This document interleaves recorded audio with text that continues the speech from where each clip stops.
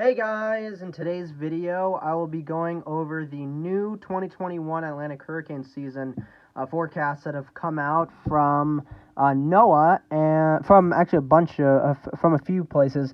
One is the UK Meteorology Office. Colorado State University, new tropical storm risk forecast, and then NOAA's newest forecast that just came out a couple days ago, and then tropical storm risk newest updated forecast that came out yesterday. Again, so far this season we've had already 5 named storms and 1 hurricane. That 1 hurricane being Elsa, which was a pretty huge surprise, forming right at the end of June into the early first few days of July, and it peaked as a 85 mile per hour Category 1 hurricane with a pressure at 991 millibars.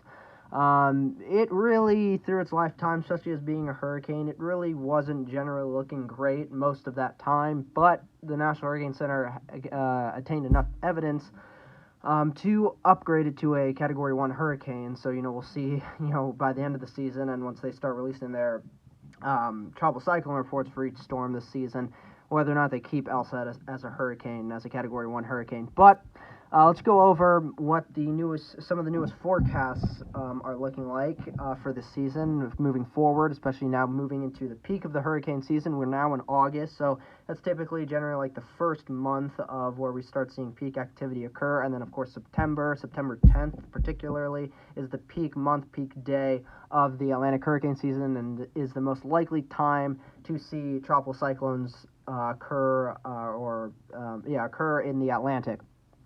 Okay, so first, the tropical storm risk forecast from July 6th, so exactly a month ago, called for 20 named storms, 9 hurricanes, and 4 major hurricanes. That's a pretty active season. 20 named storms alone would get us down through pretty much the entire list minus 1 name, which would have been Wanda. Where is it? Here we go. It would get us all the way down to Victor. That would be 20 names. We're at 5, so that would mean we would have another 15 named storms according to that forecast, and then 9 hurricanes and 4 major hurricanes within that. The Colorado State University forecast from July 8th called for 20 named storms, 9 hurricanes, and 4 major hurricanes. Same exact thing as the tropical storm risk previous forecast. And then the UK Meteorology Office from August 2nd called for 15 named storms, 6 hurricanes, and 3 major hurricanes. That's just within the June to November time frame, but again, that's pretty much from August 2nd through the end of November of the hurricane season on November 30th. And that is also a decently active season. It's closer to average, but still a pretty active one. NOAA's newest forecast from August 4th, just 2 days ago, has called for 15 to 21 named storms, 7 to 10 hurricanes, and 3 to 5 major hurricanes. 21 named storms, that's the entirety of the original naming list for tropical cyclones in the Atlantic. We would go through all of the names on this original list. 7 to 10 hurricanes, that's a lot of hurricanes. The 2017 season had 10 hurricanes. Last year's Atlantic hurricane season had 14 hurricanes, so, it's a pretty active season. 3 to 5 major hurricanes. 2017 had 10 hurricanes, so if we ended up getting 10 hurricanes, we would have the same amount of hurricanes as 2017. And I believe 2017 as well, in fact, correct me if I'm wrong, but I do believe, I'm 95% sure, 2017 is an analog for this year. And 3 to 5 major hurricanes, that's a lot of major hurricanes. And, of course, the U.S. coastline is under a lot of is definitely under alert a lot for this year's Atlantic hurricane season. We've already been hit multiple times by tropical cyclones this year. We've been hit by Claudette, direct impact from Claudette, direct impact from Danny, and even Elsa. Elsa was a huge impact for for Florida, southeast, up through New England. New England, in fact, got hit by Elsa. It wasn't a big wind event, but it was a big rain event, and as well, a lot of people who live in New England know that the beginning of July especially was an extremely rainy and wet one that put July 2021 as the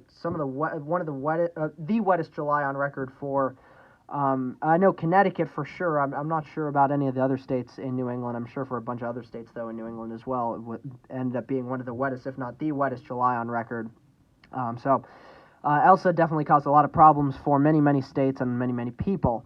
We've already had a total of 19 fatalities this year's Atlantic hurricane season, and a total damage cost of at least $390 million in 2021 U.S. dollars this year. So it's already been a decently damaging Atlantic hurricane season. Elsa caused $290 million of that damage, and what was the other one? Not Cristobal. That was last year. Claudette caused at least $100 million in damage and killed 4 people directly, 10 indirectly. Elsa killed 5 direct people, putting the total again at 19 deaths so far this season. We've already had 5 systems total this season. We've had another early starting season with Anna forming on May 22nd. So this has been the 6th consecutive Atlantic hurricane season to start early, prior to June 1st. So that record is still going on. 2020 broke the streak of having consecutive, at least 4, 5, 6 consecutive years of having Category 5 hurricanes form during the season. So, we'll see if this year we get any Category 5 hurricanes. That'll be interesting to watch. Of course, let's look at the sea surface temperature anomalies currently to see how the waters are shaping up for... That's not what I wanted. Here we go. Daily analysis. Currently, as of August 4th. So 2 days ago, as of August 4th, you can see the MDR quite warm, at least 26 degrees Celsius and above to 28, even spots getting towards 29 degrees Celsius. The Caribbean, Gulf, Southeast coast, all the way up towards New England as well. It's quite warm. Of course, New England's waters are a good bit cooler, below 26 degrees Celsius, but still warm enough to at least sustain a tropical cyclone, likely as a tropical storm, and maybe if it's moving fast enough, especially, could be still, a Category 1 hurricane, probably nothing more than that, as water temperatures, at least in southern New England, they're at 24, 25 degrees Celsius, and then above towards Maine, the Gulf of Maine, it's even cooler, getting into the teens Celsius. But again, water's generally very, very warm across the entirety of the Atlantic to definitely at least support tropical storms to maybe Category 2, Category 3 hurricanes. Could support some major hurricanes now. So, going through the rest of August and into September through the true peak of the season, we are definitely going to have to watch out for multiple tropical cyclones forming and even potentially major hurricanes starting to form and occur in the Atlantic. The National Hurricane Center is monitoring 2 areas of disturbed tropical weather. Disturbance 1 is how far away from the Cabo Verde Islands? A few hundred miles south of the Cabo Verde Islands. It has a low chance of development at 30% within the next 2 days. Next 5 days, it has a medium chance of development at 60%, and then Disturbance 2 out in the central MDR region doesn't look likely to form at all in the next 2 days. 20% chance, very low chance still within the next 5 days to form. We'll see, especially with Disturbance 1 out right off the coast of Africa, south of the Cabo Verde Islands, see if it will at all form into the next name on the list, Fred, or at least become a tropical depression. The chances are somewhat decent, especially in the next 5 days, but yesterday, if you guys remember, the chances for this were a bit higher at 40% medium chance of development within the next 2 days and a 70% high chance of development within the next 5 days. So the chances have gone down slightly today. But it still says, the National Hurricane Center still says, environmental conditions appear somewhat conducive for gradual development over the next several days, and a tropical depression could form late this weekend or early next week while the system moves generally west-northwestward across the tropical Atlantic. Now, the tropical wave currently is interacting with a broader surface trough, so I guess once it stops interacting with that broad surface trough, it will be able to get better organized, and we'll see if it even does stop interacting with that broad surface trough. If it ever does that, we'll see if it then does start to try and become more organized and try to form into a tropical cyclone of any kind of strength. We'll see. But the waters definitely are at least supportive of tropical development for this system. We'll have to see over the rest of this weekend and into early next week, see what happens. So it'll be very, very interesting. But the Atlantic hurricane season this year, the 2021 Atlantic hurricane season, definitely looks to be an active one. So that trend still seems to continue, even past the crazy year that was 2020 in the tropics. It does look like the sea surface temperatures in the Atlantic, all throughout the Atlantic really, especially all throughout the basins that definitely would support high amounts of tropical activity, are very, very warm. So water temperatures for tropical systems currently do not seem to be a problem. The next name on the list is Fred, the F name, the sixth name of the normal list of names that would be used in the Atlantic hurricane season for this year. Fred, and then the next name is Grace. Remember, the 1991 Atlantic hurricane season was one of the more notorious Atlantic hurricane seasons to use this list. Of course, we all remember Grace was absorbed into the 1991 perfect storm, not superstorm, the 1991 perfect storm. That was a very, very interesting, very weird, crazy meteorological anomaly that occurred around Halloween of 1991. So it's very interesting. Of course, this year looks to be much more active. We'll definitely get past just the G name, unlike the 1991 Atlantic hurricane season, which only went through the G name, I believe. So that year was not that active in terms of named storms, but definitely, because of the 1991 perfect storm, and of course, Hurricane Bob of that year, I believe is Bob. Yeah, Bob. It hit New England as well, along with the 1991 perfect storm. So that definitely was an active season for especially New England, just particularly New England.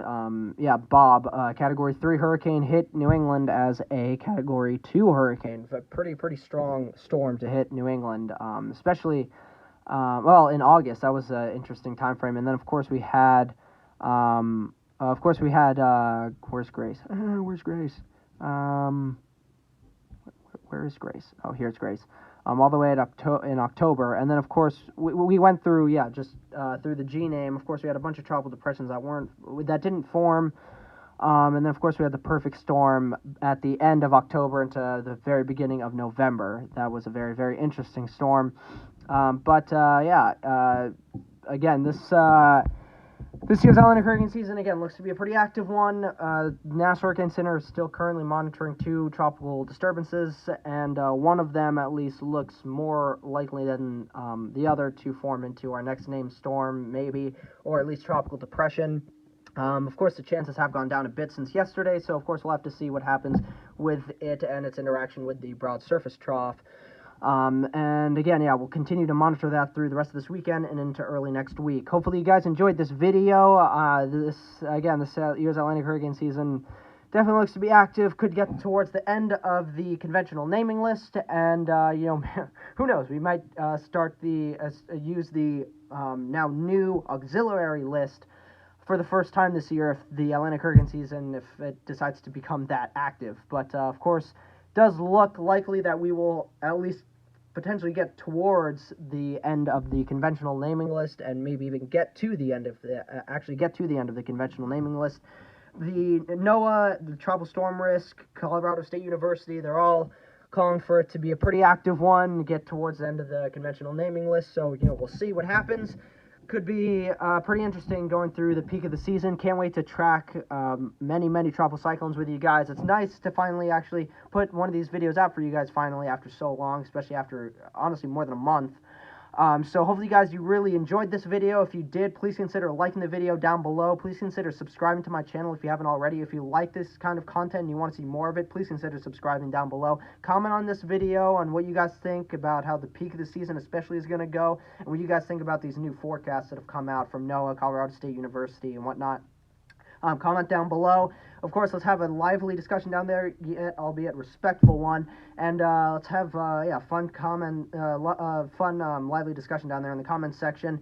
Please consider subscribing to my channel if you haven't already. Like the video if you haven't down below. If you like this kind of content, please consider subscribing, and I'll see you guys in the next video. Bye.